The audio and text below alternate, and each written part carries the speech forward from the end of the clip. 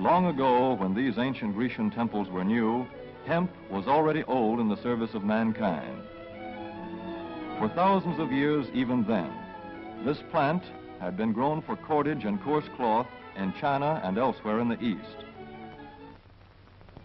For centuries prior to about 1850, all the ships that sailed the western seas were rigged with hempen rope and sails.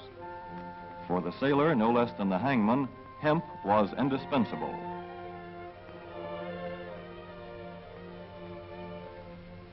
A 44-gun frigate, like our cherished old Ironsides, took over 60 tons of hemp for rigging.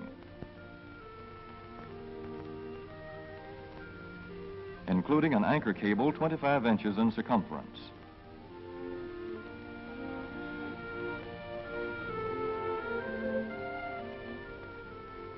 The Conestoga wagons and prairie schooners of pioneer days were covered with hempen canvas. Indeed, the very word canvas comes from the Arabic word for hemp.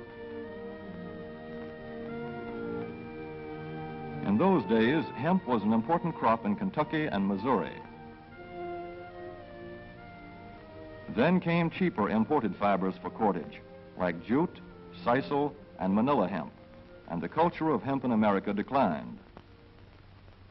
But now, with Philippine and East Indian sources of hemp in the hands of the Japanese, and shipment of jute from India curtailed, American hemp must meet the needs of our Army and Navy as well as of our industries. In 1942, patriotic farmers at the government's request planted 36,000 acres of seed hemp, an increase of several thousand %. The goal for 1943 is 50,000 acres of seed hemp. In Kentucky, much of the seed hemp acreage is on river bottom land such as this, along the Kentucky River Gorge. Some of these fields are inaccessible except by boat. Thus, plans are afoot for a great expansion of the hemp industry as a part of the war program. This film is designed to tell farmers how to handle this ancient crop, now little known outside Kentucky and Wisconsin. This is hemp seed. Be careful how you use it. For to grow hemp legally, you must have a federal registration and tax stamp. This is provided for in your contract. Ask your AAA committeeman or your county agent about it. Don't forget, hemp demands a rich, well-drained soil such as is found here in the bluegrass region of Kentucky or in central Wisconsin.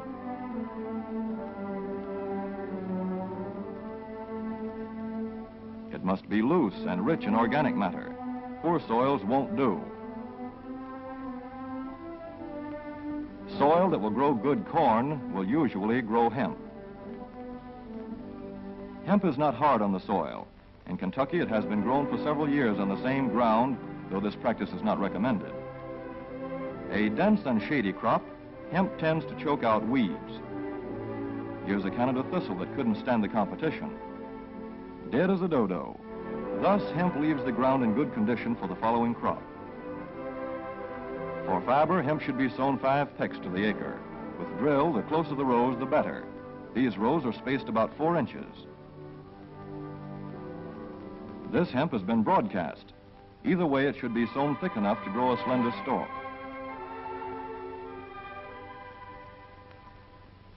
Here's an ideal stand. The right height to be harvested easily, thick enough to grow slender stalks that are easy to cut and process.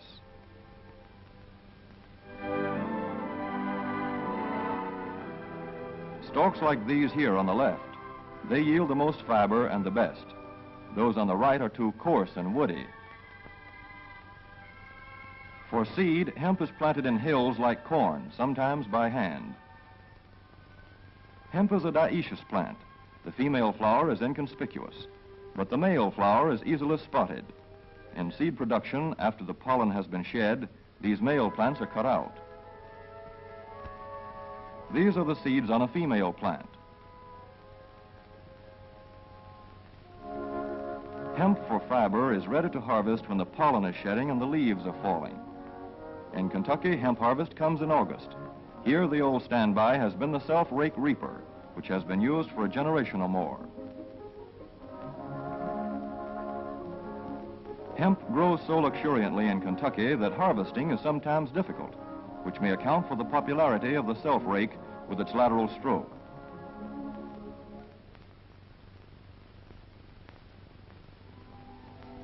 A modified rice binder has been used to some extent. This machine works well in average hemp.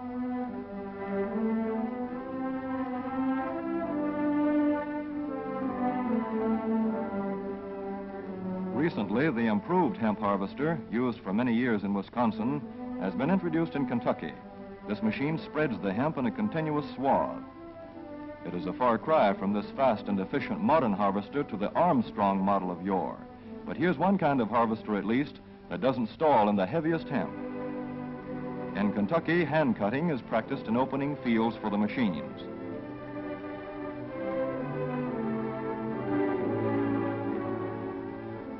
In Kentucky, hemp is shucked as soon as safe after cutting, to be spread out for retting later in the fall.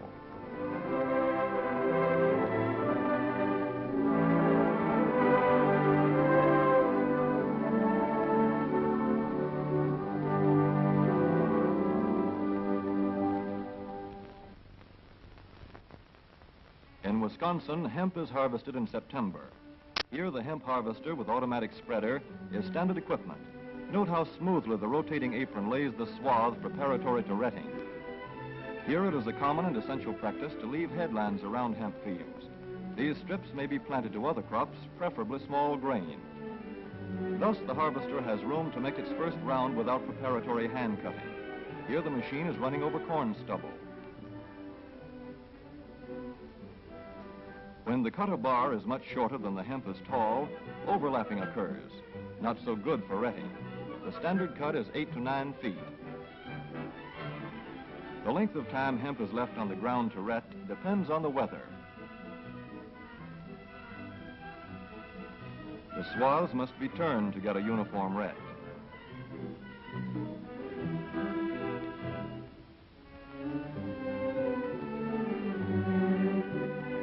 When the woody core breaks away readily, like this, the hemp is about ready to take up and bind into bundles.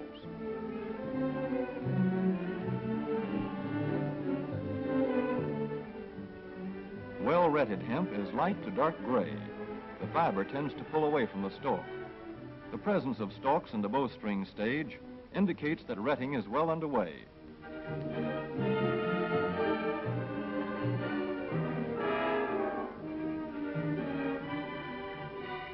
When hemp is short or tangled, or when the ground is too wet for machines, it is bound by hand. A wooden buck is used. Twine will do for tying, but the hemp itself makes a good band.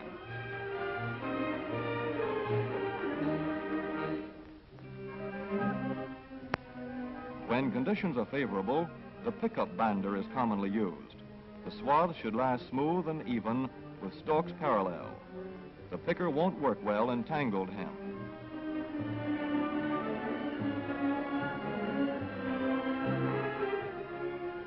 After binding, hemp is shucked as soon as possible to stop further retting. In 1942, 14,000 acres of fiber hemp were harvested in the United States. The goal for 1943 is 300,000 acres. Thus, hemp, Cannabis sativa, the old standby cordage fiber, is staging a strong comeback. This is Kentucky hemp going into the dryer of a mill at Versailles.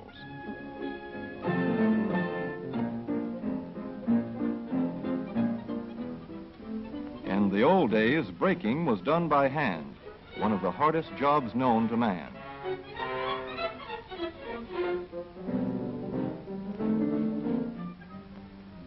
Now the power breaker makes quick work of it.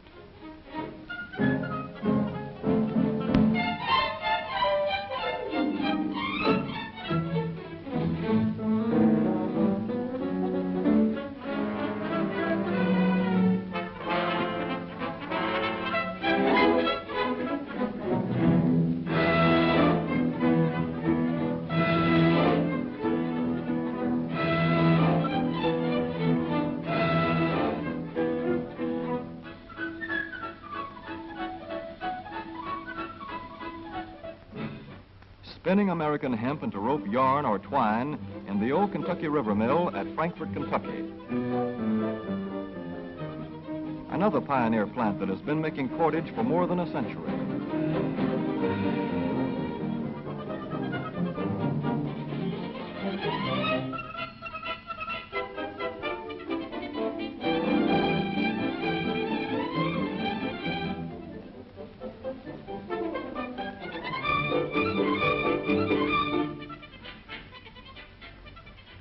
All such plants will presently be turning out products spun from American-grown hemp. Twine of various kinds for tying, winding armatures, and upholsterers' work. Rope for marine rigging and towing, for hay forks, derricks, and heavy-duty tackle. Light-duty fire hose. Thread for shoes for millions of American soldiers. And parachute webbing for our paratroopers.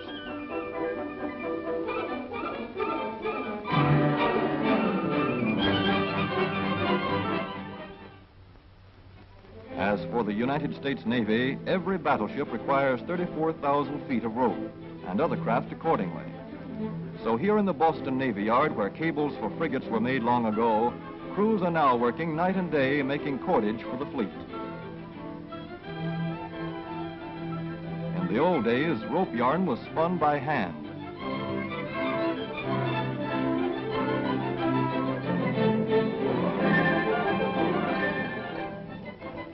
Today, even the rope walk is mechanized.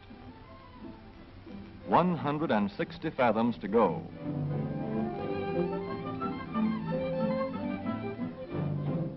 The rope yarn feeds through holes in an iron plate.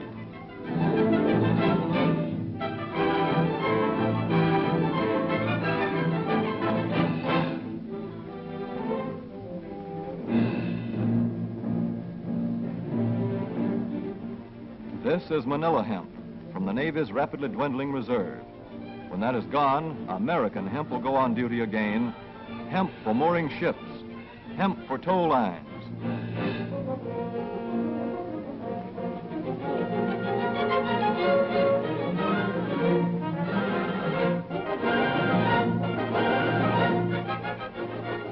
Hemp for tackle and gear. Hemp for countless naval uses, both on ship and shore.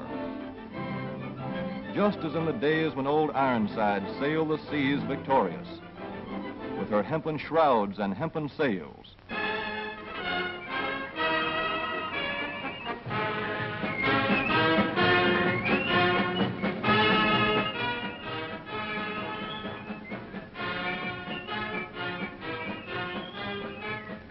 Hemp for victory.